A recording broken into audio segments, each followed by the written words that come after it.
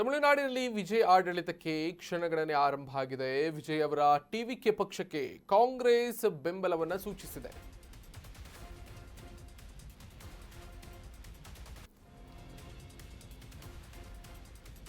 ವಿಜಯ್ ಆಡಳಿತಕ್ಕೆ ಎಲ್ಲಾ ಕಸರತ್ತು ಈಗ ಆರಂಭಗೊಂಡಿದೆ.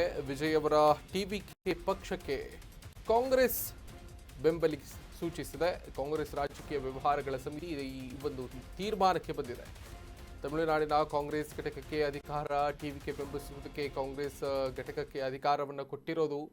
ಕಾಂಗ್ರೆಸ್ ಘಟಕಕ್ಕೆ ಅಧಿಕಾರ ನೀಡಿ ಹೈಕಮಾಂಡ್ ಈ ರೀತಿಯ ಒಂದು ನಿರ್ಧಾರಕ್ಕೆ ಬಂದಿರೋದು ಇದು ಮೊಟ್ಟ ಮೊದಲ ಬಾರಿಗೆ ಅಂತ ಅನಿಸುತ್ತೆ. ಕಾಂಗ್ರೆಸ್ಗೆ ಎರಡು ಸಚಿವ ಸ್ಥಾನವನ್ನು ನೀಡಬೇಕು ಅಂತ ಬೇಡಿಕೆ ಇಟ್ಟಿದ್ದಾರೆ ಅನ್ನುವಂತಹ ಮಾಹಿತಿ ಕೂಡ ಇದೆ.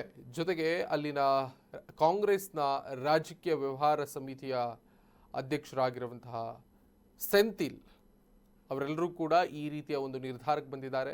ಸಸಿಕಾಂತ್ ಸೆಂಥಿಲ್ ಟಿವಿಕೆ ಜೊತೆ ಗಿರೀಶ್ ಜೋರಂಕರ್, ಪ್ರವೀಣ್ ಚಕ್ರವರ್ತಿ ಸಂಪರ್ಕವನ್ನು ಸಾಧಿಸಿದ್ದಾರೆ. ಯಾವ ರೀತಿಯಾಗಿ ಮುಂದೆ ರಾಜಕೀಯವನ್ನು ನಡೆಸಬೇಕು, ಆಡಳಿತ ಇರಬೇಕು ಎನ್ನುವ ಲೆಕ್ಕಾಚಾರದಲ್ಲಿ ಮಾತುಕತೆಯನ್ನು ಮಾಡಿರೋದು. ಸಚಿವ ಸಂಪುಟದಲ್ಲಿ ಯಾವ ರೀತಿಯ ಅವಕಾಶಗಳನ್ನು ಮಾಡಿಕೊಡಬೇಕಾಗತ್ತೆ ಅನ್ನೋದರ ಬಗ್ಗೆ ಕೂಡ ಮಾತುಕತೆಯನ್ನು ಇವತ್ತು ಸಂಜೆ ಒಳಗೆ ಆಗಬಹುದು ಅನ್ನುವಂತಹ ಮಾಹಿತಿ ಸದ್ಯಕ್ಕೆ ತಮಿಳುನಾಡಿನಿಂದ ಬರ್ತಾ ಇದೆ.